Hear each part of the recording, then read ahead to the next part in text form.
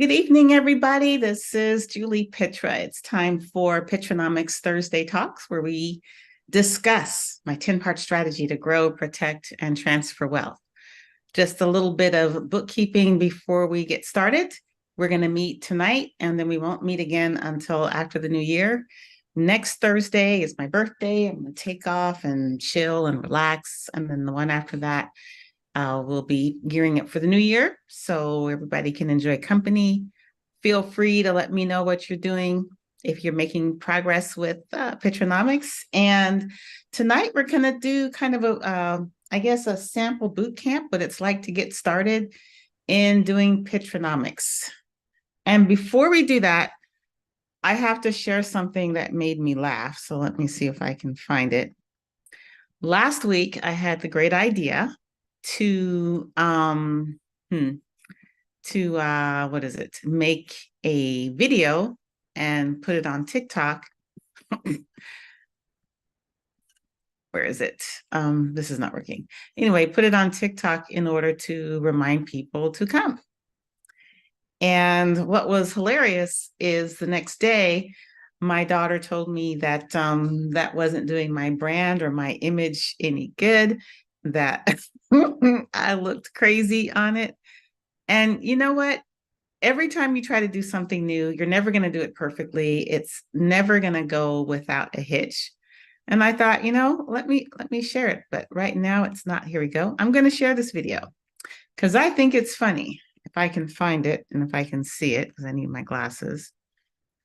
All right. Are you ready for fun? Here we go.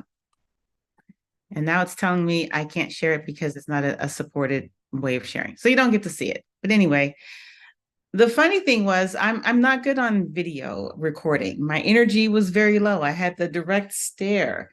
My daughter told me that I started the video and then I was just looking at it like this. And then I also did it after the video. I got to tell you, I was totally cracking up from her feedback. And it's okay because what I'm doing is growing. I'm not necessarily perfectly there. And that's going to be the case with Pitranomics or anything worth doing. You got to be willing to make some mistakes and maybe look a little crazy and learn and grow. So first, before we get started, Shamir, would you be so kind to share in the chat and on Facebook the little workbook, or not workbooklet, workbook mini, whatever. We're going to go through the exercise of setting our end of life goals. Now, before we do that, please, somebody, please send me an end of life goal. Help me out. Interact with me. Share something with me. What is something you want to dedicate your life toward? Here's the thing about end of life goals. If you were to find out today that you were dying tomorrow, what would you regret not accomplishing? What would make your life feel as if it were out without purpose if you didn't accomplish it? And if you see me like fidgeting around, it's because my fingers are freezing and I'm cold right now. I know before this is over, I'll have a hot flash and then I'll be fine. But right now I'm a little cold. So if there's anyone that can share either privately in the chat or speak it into existence, what is a goal? We're going to work through it. I don't want to always be sharing mine. Mine must be boring to you now. Oh, look at the line in the glasses. Look, you can see my light. Okay. So squirrel. Anyway, does anyone have a lifetime goal, an important goal, a purpose-filled goal that they'd like to share? You can share it with me privately in the chat, or you can put it out there. Come on, don't leave me hanging. I'm asking, give me one, please. Or should I call on someone? Should I do that? Can I call on someone? Oh, am I going to have silence and no contribution tonight? Give me one. Okay, so to help the world or as many people as I possibly can be educated about home ownership. Okay, I like that. That may not have normally, through regular standard ways be have received that education. That makes sense. Okay, no, thank you very much. That's a great goal. I love it.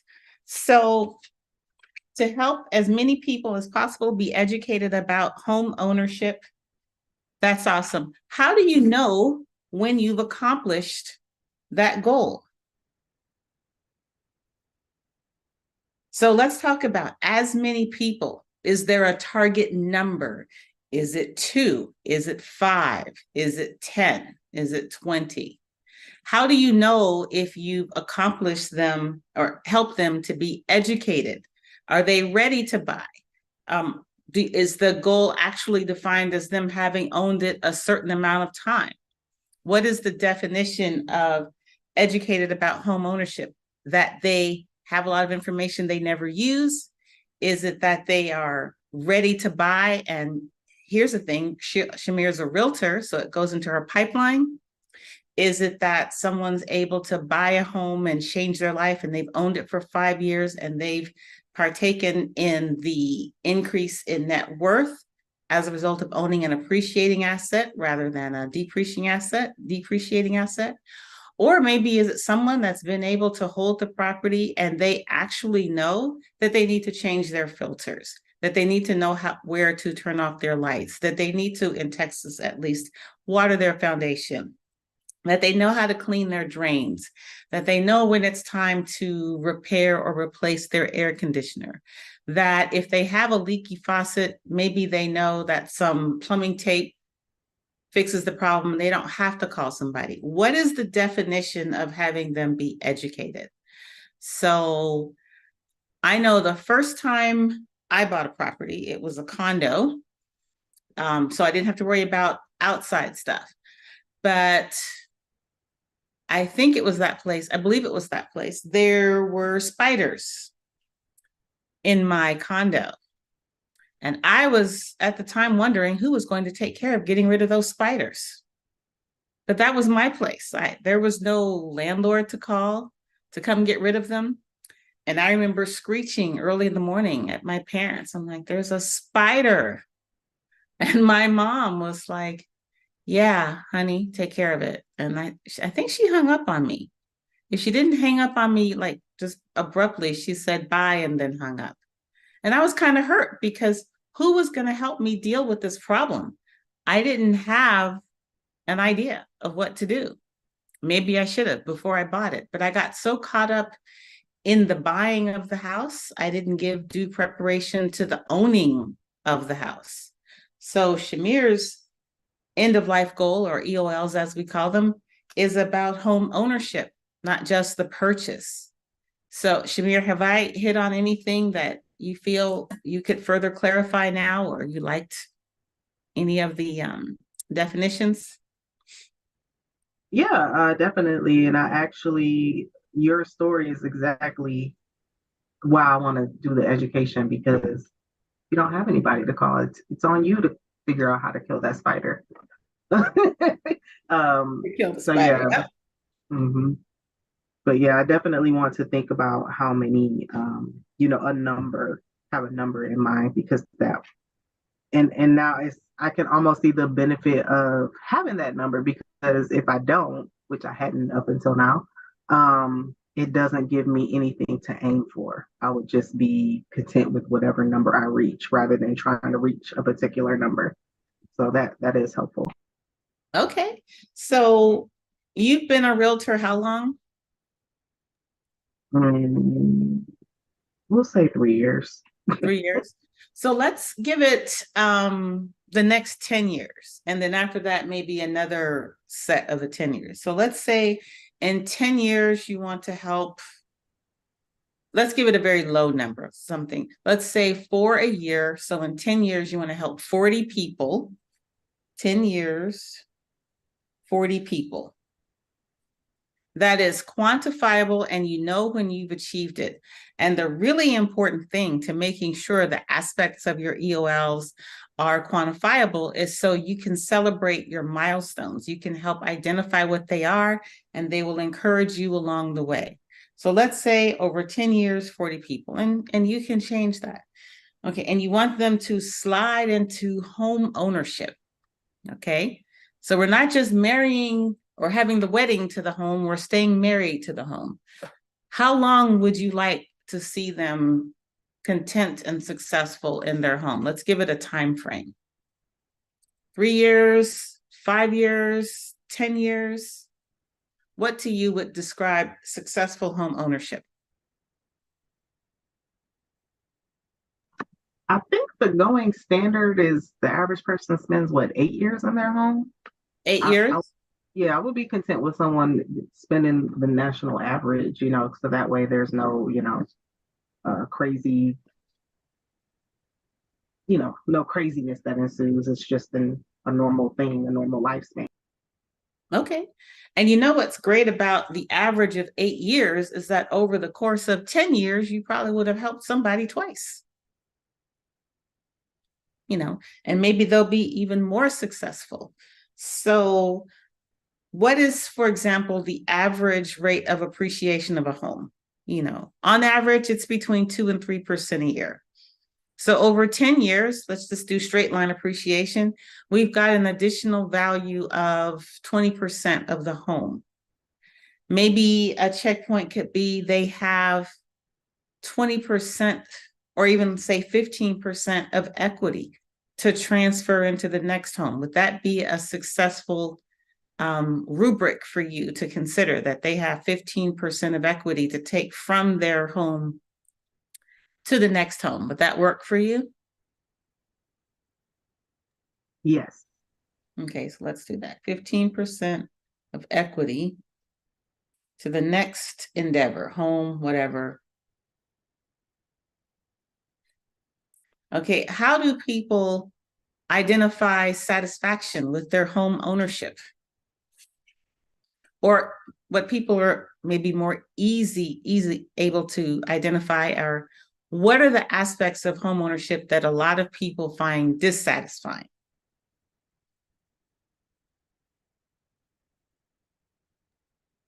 I cannot relate to this because I am not a partaker of such, but the rules of a homeowners association may be unsatisfying, I assume. Okay, you know what? I think that is an excellent point, because if someone's been renting, when they move into their house, they think, I can do anything I want with my house. And if they move into a homeowner, was it an HOA, home ownership, what is it, homeowners association, they find out that if they want to paint their door, they're limited. If they want to cut down a tree, they're limited. If they want to refinance their house, they're limited. And asking permission for something that you think you own can be quite frustrating. So I think that's a very good one. I think that's excellent. Okay. I'm going to add unexpected maintenance.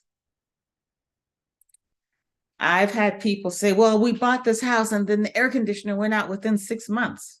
Yeah, that happens. That happens. How about preventive maintenance, No, which causes, which is the precursor to unexpected maintenance? So you think they're dissatisfied by having to do preventive maintenance? Or they don't know. They don't know that I'm supposed to change the air filter on the HVAC unit every 3 months, every 6 months. I don't know, or I didn't know foundations are bad in Texas, so I have to make sure that I don't get too much moisture on the ground by the house, or that if I have too much, I figure out how to get it away from the house. Yep, that's awesome. One of the things that happened to me when we bought our house in Plano, it was a great house. It's a 4-bedroom, 2.5-bathroom house in central Plano, had a good sized yard, mature landscaping. I was very happy. Once I moved in, there were a couple of things that really bugged me. One of them was the fact that the laundry room was passed through on the way to the garage. And I'm the kind of person that sometimes, often, has piles in the laundry room. So stepping through the piles on the way to the garage, or even worse, stepping from the garage on the piles back in the house, used to drive me crazy, but the piles were always there. And the laundry room wasn't big enough to sort without using the floor for space. So when I bought the next time, I said, I will not have a pass-through laundry room. Absolutely not.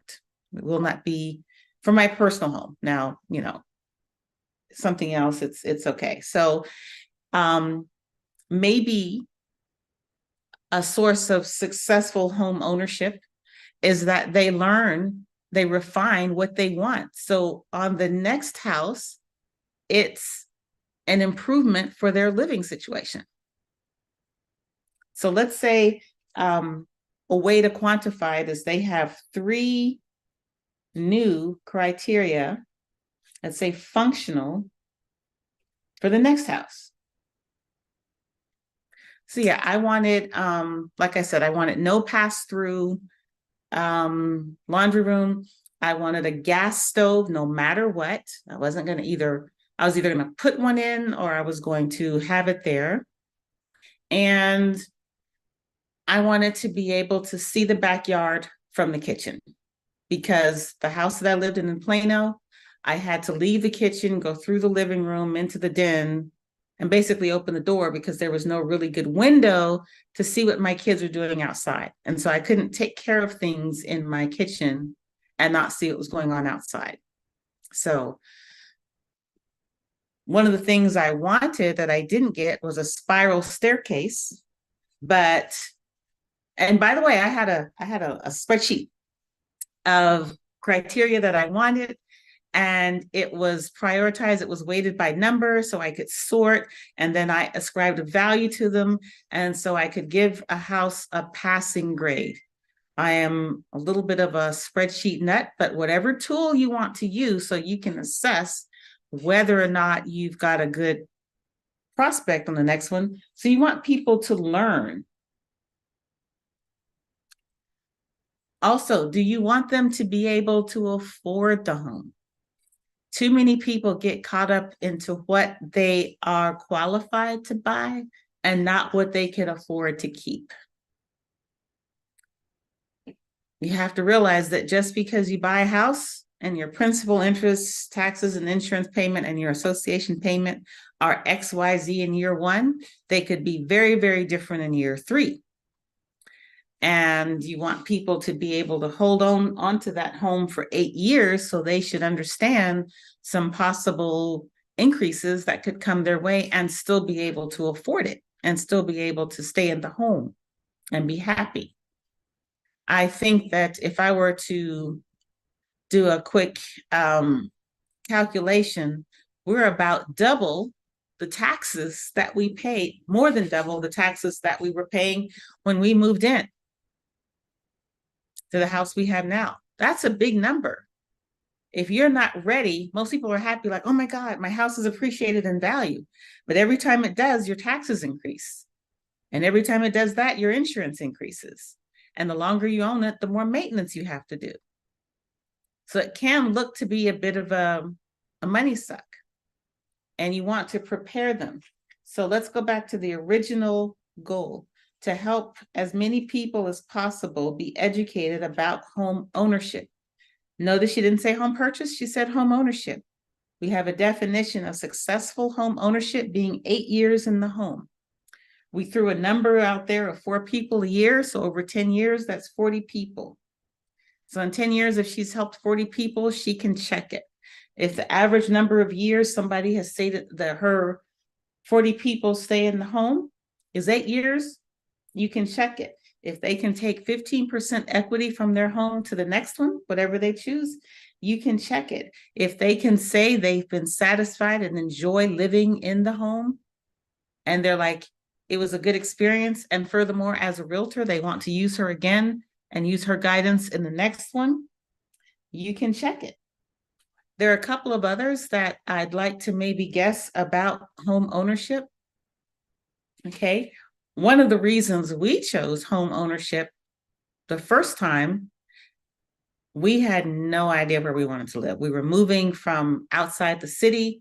We had no idea what city. We looked from Frisco to Oak Cliff to, I don't think we looked in Arlington, but I think we were in Irving. We were in Richardson, Plano, Addison, we looked all over. My poor realtor showed us 262 homes. I think we set a record for his office. I knew as a realtor, I did not want to deal with anybody like me, but truly, he was very patient. When it was time to buy the second one, he was like, we're not doing that again. You've been here long enough to know some criteria. And I was like, look at my spreadsheet that I have. So I was ready for him. And he was like, good job. So I think from his perspective, the fact that we were more educated, he would have been successful. Now, we didn't stay there at 8 years. We stayed there 4 or 5 years, something like that. But we were moving for a purpose. And so still successful. I think he would have been an awesome realtor. He passed away maybe 12 years ago.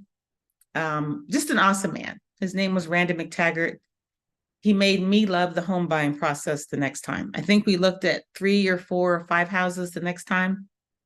And when I walked into the one that we have, and my kids went tearing from the front yard through the backyard, screaming like banshees, and then came back in and ran upstairs and claimed their room. And I would say maybe 7 of the 10 things I wanted, I could check. I was able to do it. So I was better educated. I was better prepared. And by that time, we knew, oh my gosh, we have to fix stuff. We have to upgrade stuff. Because when you want to sell a house, it can't look exactly like it did when you bought it. If you hold it a while because it's become functionally obsolete or it's less desirable or whatever. And sure enough, shortly after we moved into this house with 3 HVAC zones, we had 3 HVAC systems to replace. Woo, was that cheap? No, it wasn't cheap. We were fairly prepared. We were told when we bought it that they were old and it was just a matter of time. We did take significant equity from the first house to the second house. So that was a success. And we used the same realtor. The one that we bought the house from, they sold our house and then they bought the next one. So I would think from his rubric, that was successful. He had 3 transactions out of 1 customer. And if he had lived, he would have had more. We learned about Texas Foundation. He came over. He was a resource. He showed us about, gosh, I'm drawing a blank. Things that go around, drip hoses. No, is it called drip hoses? Whatever. The perforated hose that goes around to make sure your foundation is in place. And he and his partner came to dinner when I accidentally set the house on fire. Other story. And then was helpful in my getting the house set up, repairing the house so that when we sold it, those repairs and upgrades were attractive. So the one thing I'd like to add for Shamir's list is that they see you as a resource for improving the home. Don't let them do the crazy stuff that they do that makes you want to go, yeah, I don't want to buy that house. So I would say help make, let's say, optimal choices for improvements.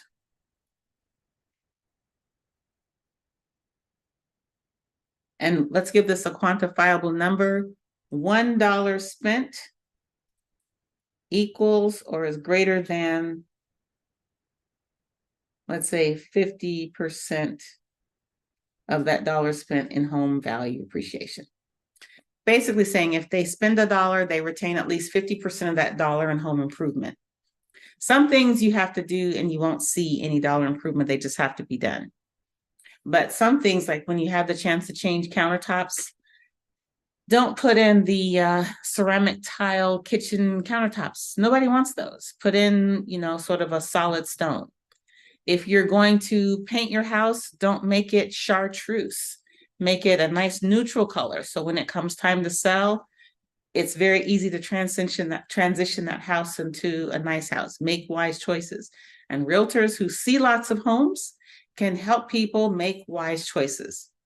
So, and I would say, Shamir, this goal requires that you have a solid, intimate, ongoing relationship with your clients, wouldn't you? Because all of this means. Yes, absolutely. Absolutely. And then the last thing I wanted to add let's say at least one referral. Because that means that's another sign of them being satisfied with the home ownership process. They're willing to refer the person that put them in it. So greater than or equal one referral.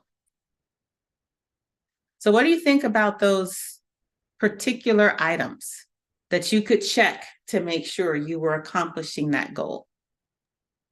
I love it. You love it? Okay. So now, once we have the what we're going to accomplish and what it looks like, we have to figure out how we are going to make that happen. Okay. So helping 4 people a year, you have to back that up.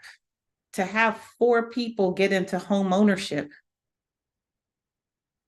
well, how many leads would you say you have to get?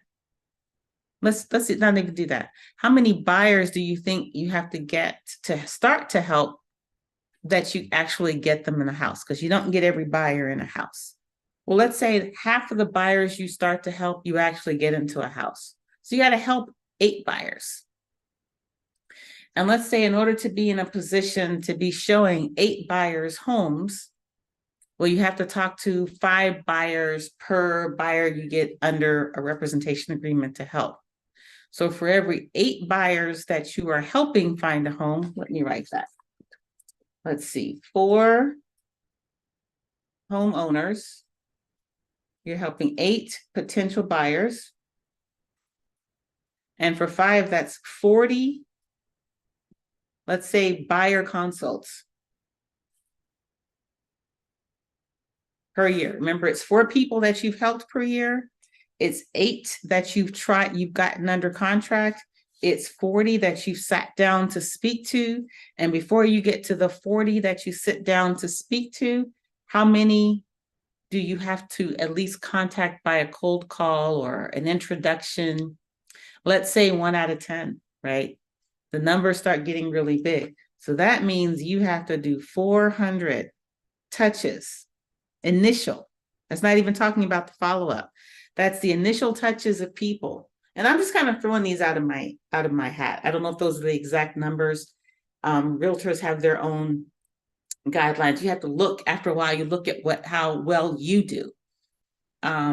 So that means 400 people a year you have to talk to about helping them buy a home, so you can get maybe 40 buyer consults, so you can get 8 people you're actually shopping with in order to get 4 people in their home. Well, 400 touches is more than 1 a day. What is that, like 1.2 people a day? So some days 2, sometimes 1. And if you take a day off or 2, maybe that's 2 days, 2 a day for 3 days a week or 4 days a week, and then 1. I mean, you got to figure it out. This is how you create your roadmap. This is how you decide how you're going to accomplish that. So 4 people a year is not that big a goal. But sometimes people think 400 people a year is a lot. 1 person a day, 1.5 persons a day. What does that mean? I was just sharing with another friend of mine yesterday. I was like, you got to talk to people. You can't just stand around and be in their midst, not if you want to sell them something or teach them something. You got to talk to them. And it does feel weird to walk up to people and just say, hey, how you doing? You know, start that cold conversation. I have a story to share. There's a friend of mine. His name is Kevin, and he doesn't live in Texas. And years ago, we were in Nesby together. Was that Nesby? No, I'm sorry. It was another organization. And we were at a conference, and he was telling me that it is so annoying that I talk to people. And I said to him, we were in an elevator at the time, and I said, people enjoy it when I talk to them. They love my engagement with them. And so I just started chatting with this guy in the elevator. And I was like, aren't you happy to meet people? And he was like, yeah. And I was like, don't you like it when strangers just come up and talk to you and try to make conversations happen and blah, blah, blah.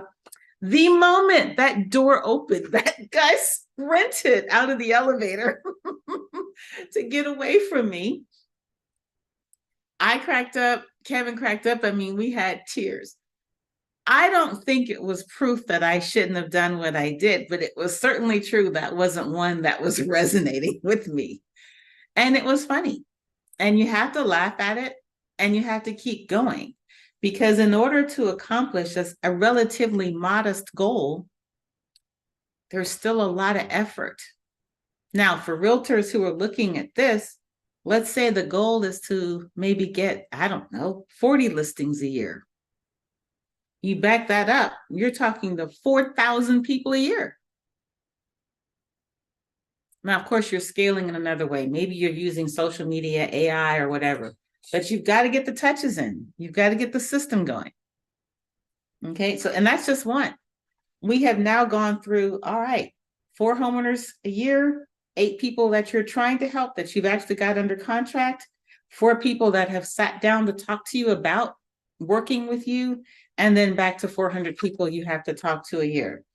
Now, of the, hold on, 1, 2, 3, 4, 5, 6, sort of 7 steps, parts, pieces of this goal, we have now gone to 1. We have quantified 1. We have created the roadmap for 1. Actually, we're not quite done because a lot of this work requires scheduling. So you got to be able to stay on your schedule. Now, do you see why it's important that your goal be really, really motivating for you? Because, for example, someone like me, I'm really more of an extrovert. I'll talk to people and I'll be somewhat friendly on occasion. But 400 people a day, sorry, not a day, a year. That's whether I'm in the mood or not, I have to talk to them. What was that? Was that a screenshot? That was kind of cool. So think about it. It's like the screen blinked or whatever. So think about it. Each one of these steps is important to maintain and stay focused on throughout the year, throughout each day, whether you're sick, whether you're tired, whether you're discouraged. Let's see. That's oh, thank you. Yes, soaker hose. I couldn't think of it. That's a lot of people and amazing. Y'all can do it.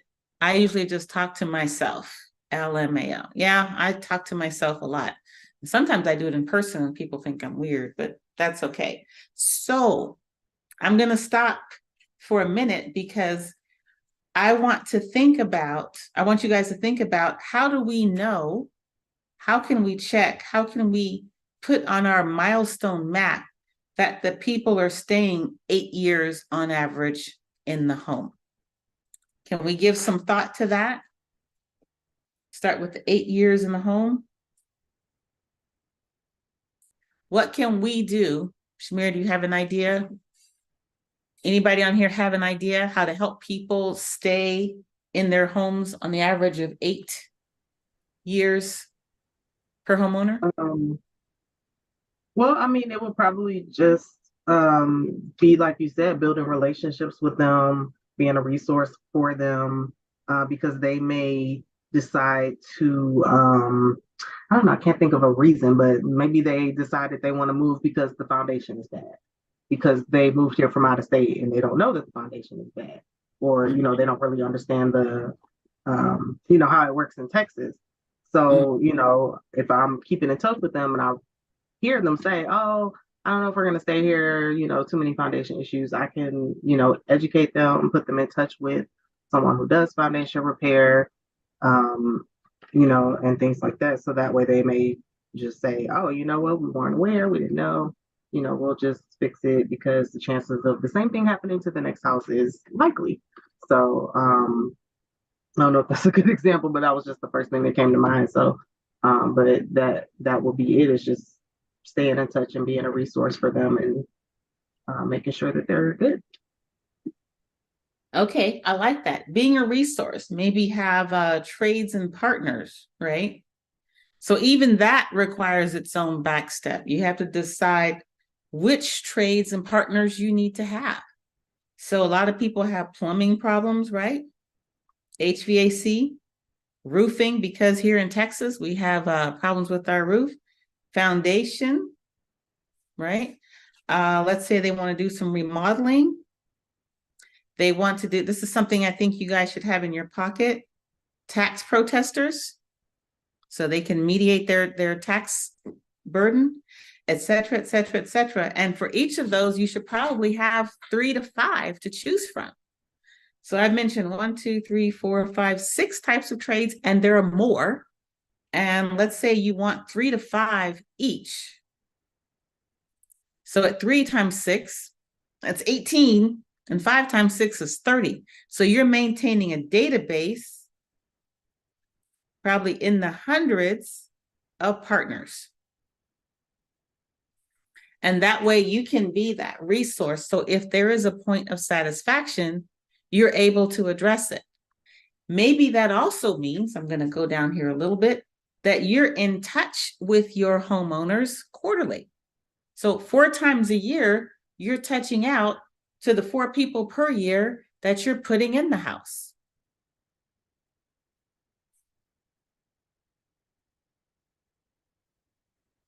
Now, I'm a realtor. Ask me how good I've been at doing that. Not so good. So I'm not saying I've done that perfectly, but I'm saying if your goal is to help as many people as possible be educated about home ownership, and I'm going to read educated/contented with home ownership, and then you go over here and you say, all right, this is what I have to do. In addition to the 400 people I have to talk to help them use me as a resource to buy, I have to stay in touch with the people I have already gotten in there so I can be a resource, because you can't be a resource that's not in touch. If they don't know you exist, you're not a resource. And let's see, we got something. Oh, this is sweet. Being a client of yours, I can honestly say what you were able to do with the house and give my family, and give my family. Yeah. I wake up every day loving it more and couldn't imagine not being here longer than 8 years. I am so pleased you're happy with your house. I will continue to be a resource. You know, I will say one thing. When someone I help gets into a house and they're happy with the house and their family's happy with the house and the kids look happy because the big happy smiles just do a lot for me, that fills my cup. So if you help somebody find a house and you go visit them with their quarterly contact and they're like, oh my gosh, we're so happy that we're here and we enjoyed the house, check that box as you've done that quarterly contact and made sure that they were still satisfied. So if we go to another one, 15% equity in the home, please, realtors everywhere, whether you're listening to me right now or not, if you sell somebody a home, stay in touch so they don't renovate it in such a way to make it ugly and you couldn't sell it when it came time to help them. Because then you walk in and you're like, why did you pour ugly all over the walls? On the floors? What was the strange thing you did? When we bought the house that we live in now, it was really hilarious. The owner was there and we were walking through and he said, well, we're going to keep these shower curtains because they're custom made. And I remember thinking, yeah, it's fine, please. And they probably spent a lot of money on those shower curtains because they made a point to mention that they were Dupiani silk. I thought that was stuff you made clothes out of, not shower curtains. It's not cheap. And I knew I didn't want to keep them. Don't do to your house that which makes the next person just want to trash it. Unless, of course, it's falling apart and you don't have the money to fix it. You sell it for a discount and you don't care because you know they're going to fix it up. But if you want to maintain the value and get that 15% equity out of it, you've got to take care of it. You've got to keep it current. Both of those are excellent ways that realtors can be resources. And by the way, I'm going to spend time tomorrow getting help on, I guess, masterminding and business planning my realtor portion of my business, because my team is offering that service, and I think it's awesome. And one of the questions that they have, what was that question? One of the questions they asked was a a spiritual goal. I guess they really want to get all deep into you as far as what's motivating you. And that's what Pitranomics does. What are your big motivators? So if we can take the time to put into the chat, I'm going to skip ahead.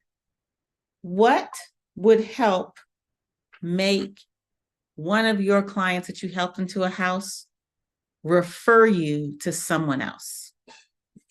All of you have some kind of business, some kind of work.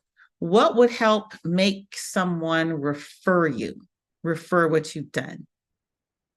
Let's get some stuff in the chat. That's just suggesting. What would help?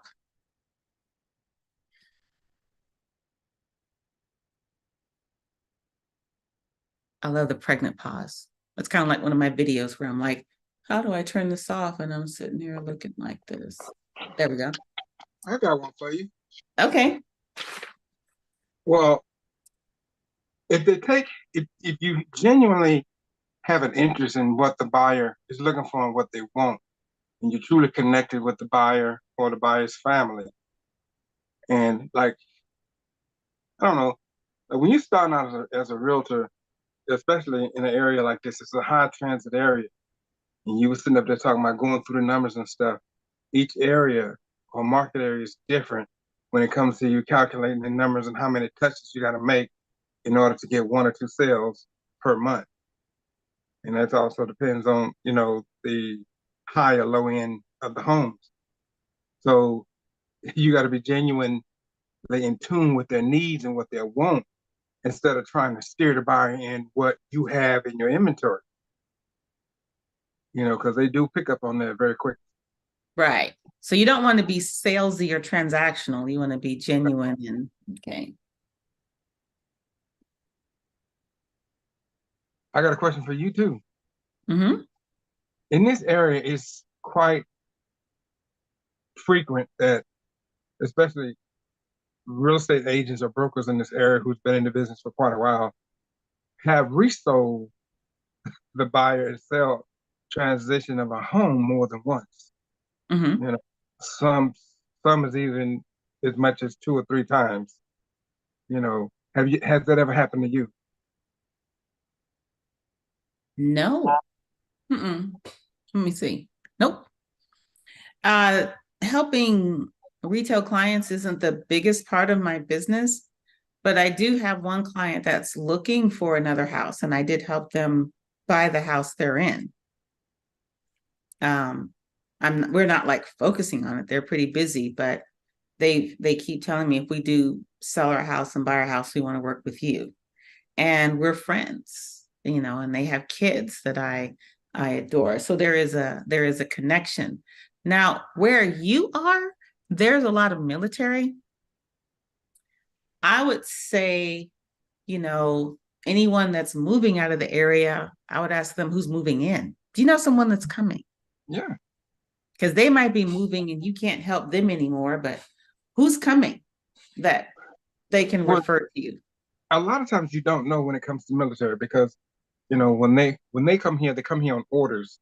So you don't know who's coming here a lot of times unless you just luck up and happen to know, but for the most part, you really wouldn't know, unless you have a good connection with, I would say, the in-processing personnel of people when they get here, and you have, you can set up a good referral through that, if you're allowed to.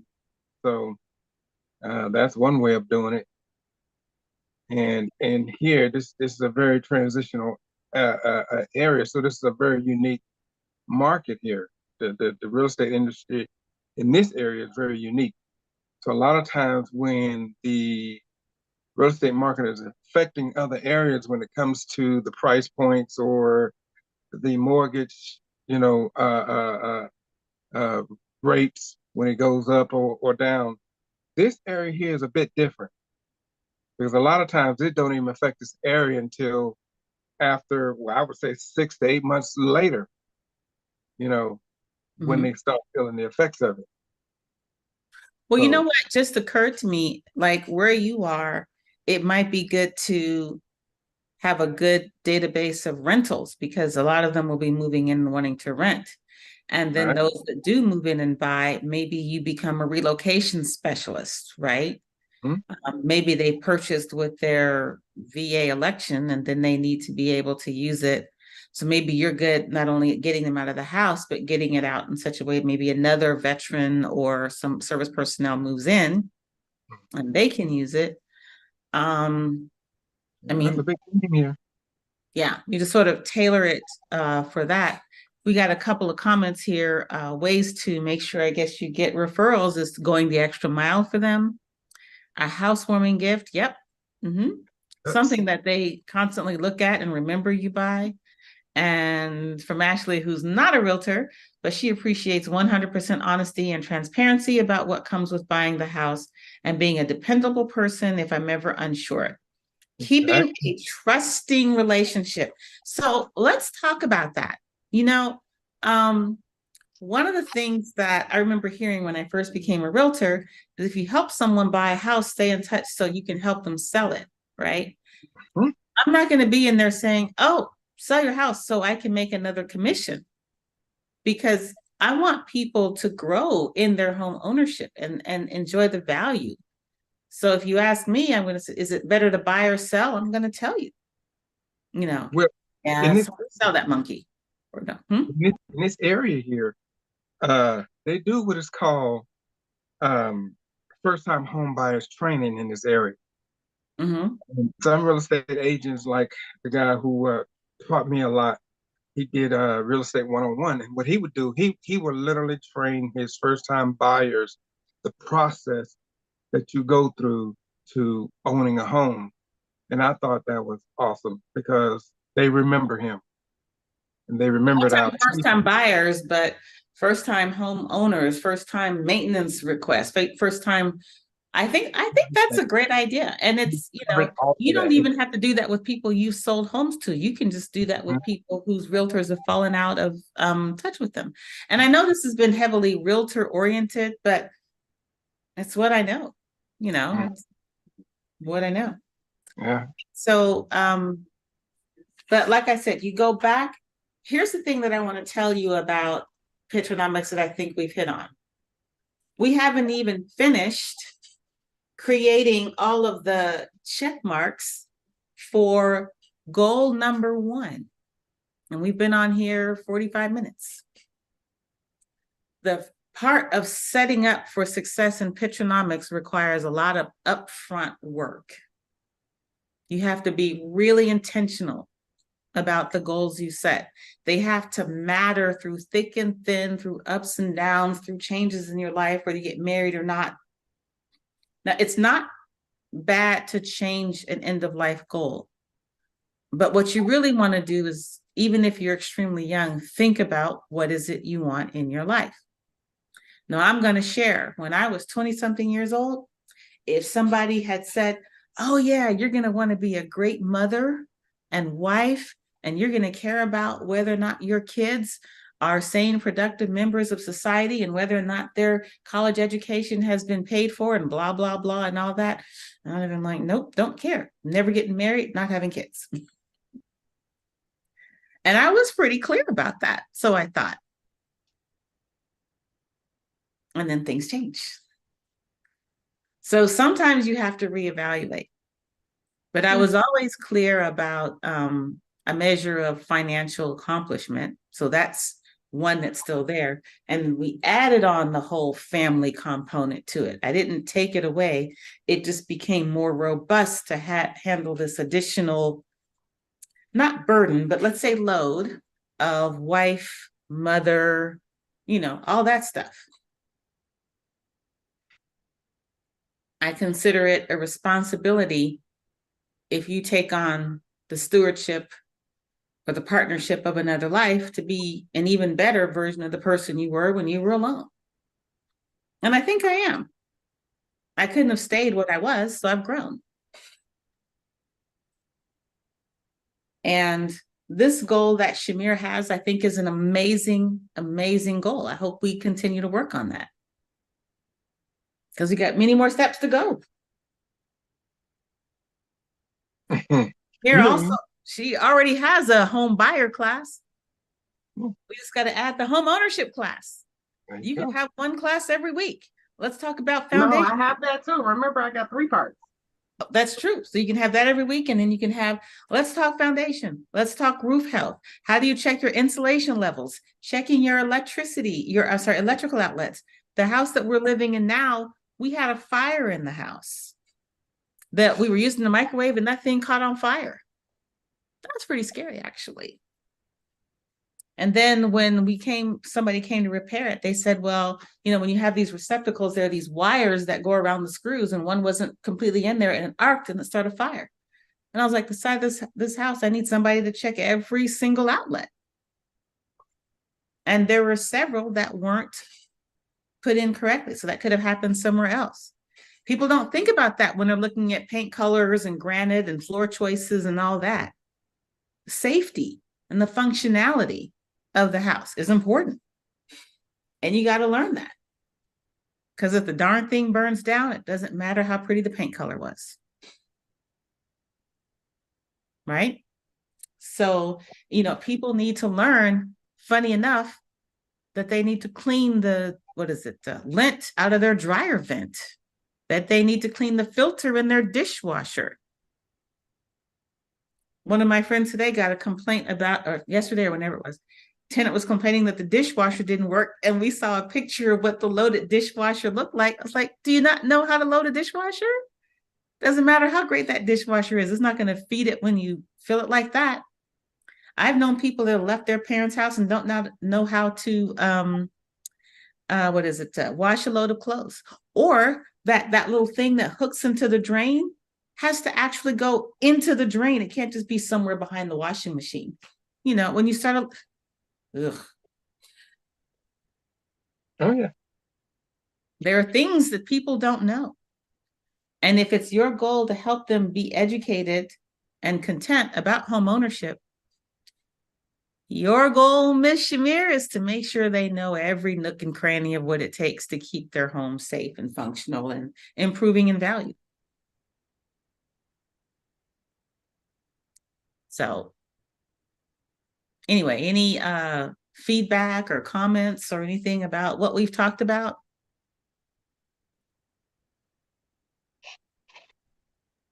Definitely helpful to me. So that's for sure. Was that helpful?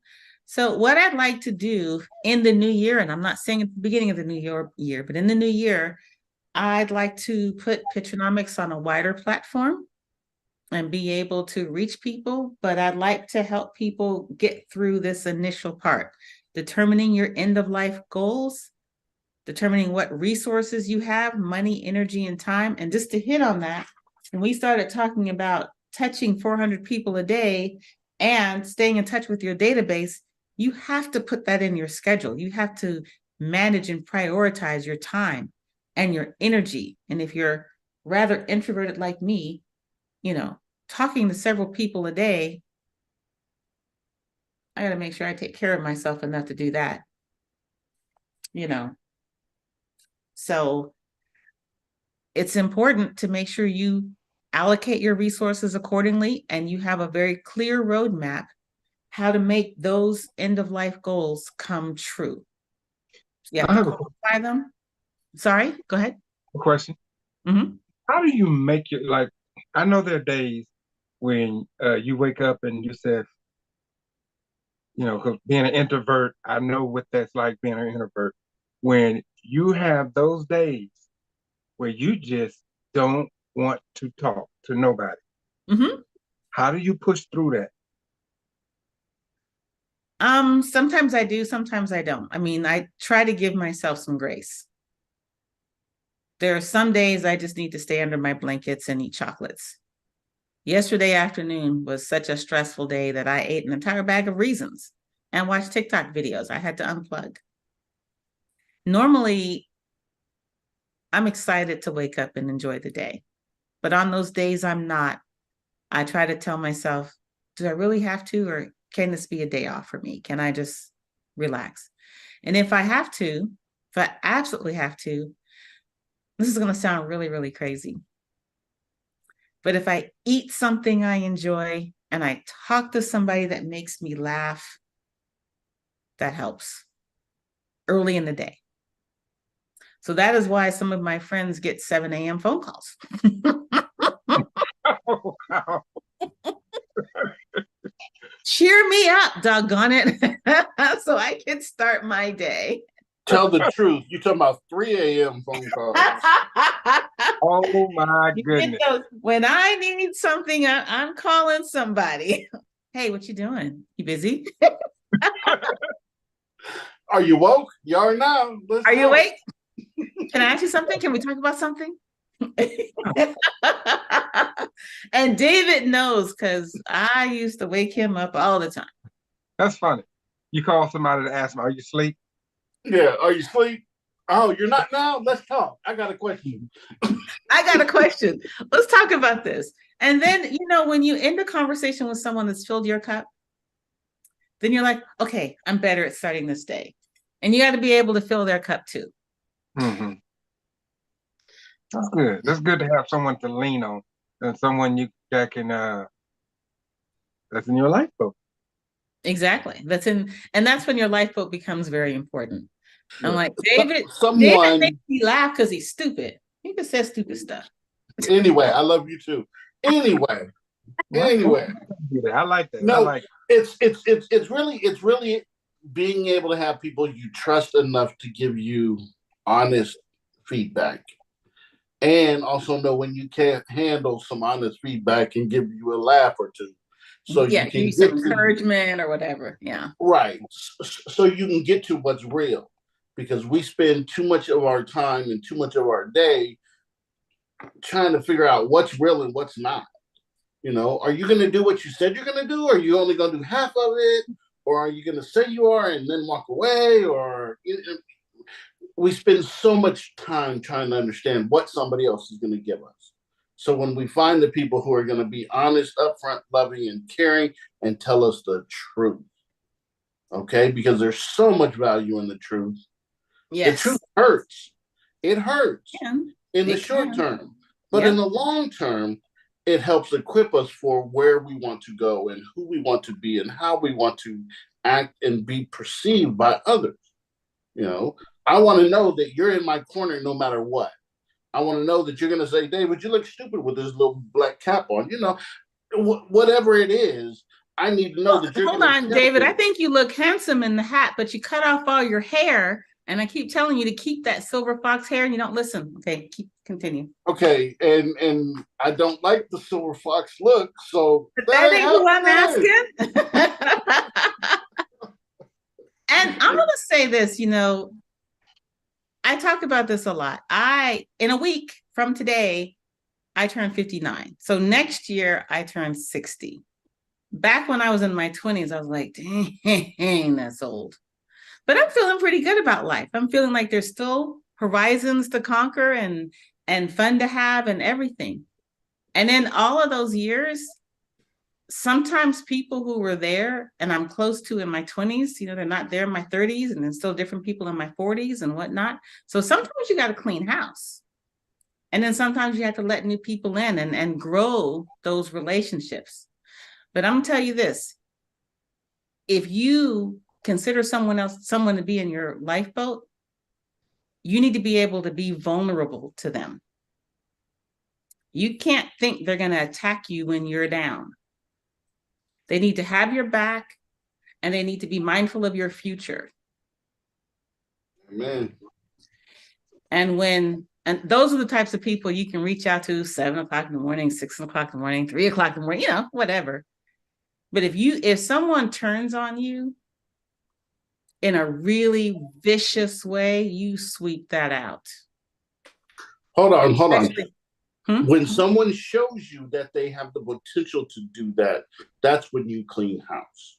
You don't give they should have they might have the potential to hurt you, but they shouldn't have the propensity to hurt you. Potato, come on. Okay. All right. Splitting hairs on words. But you want to be vulnerable enough that they do have access to your soft underbelly because you trust them not to gut you. You know what I mean? Mm-hmm. Friends don't gut each other.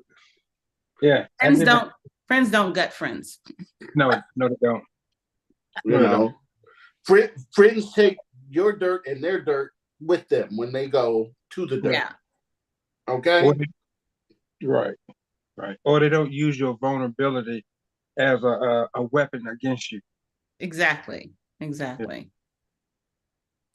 I and get- then, you don't want, like, I rarely call, what's that word they use? Frenemies to help fill my cup. Those aren't cup fillers. Those are always cup drainers. I But don't know what word you used. What word was that? frenemy. So it's not really a friend. It's like That's a made up someone you're, word. I guess, Julie? cordial with or whatever, but you can't really Friend trust them. It's like a friend enemy. A friend enemy, frenemy. Yeah, frenemy. That's a made up word. Well, I like didn't make it Yeah, up. but it's not made up by Julie. It's an old word actually. Sorry. It's been around a while, but David, see, you're so sheltered from the world that you didn't know about it. Read between the lines. Is that kind of like saying keep your friends close, but your enemies closer? Bingo. I got that.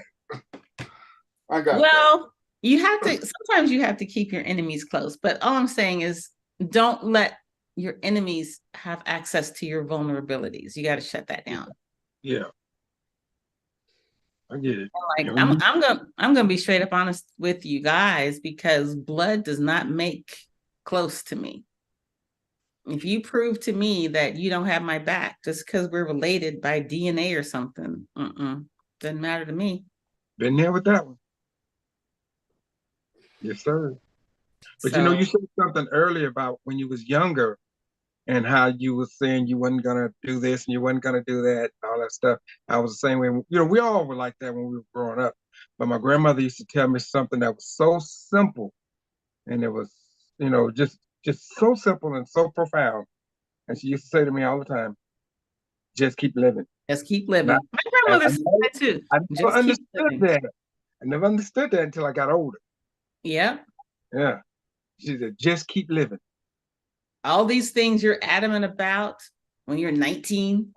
And I'm watching that with my kids too, because they're changing quite rapidly now.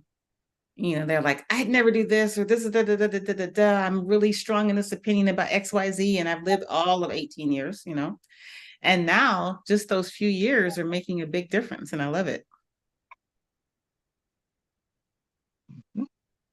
So anyway, I want to say thank you for the interaction. I always love it.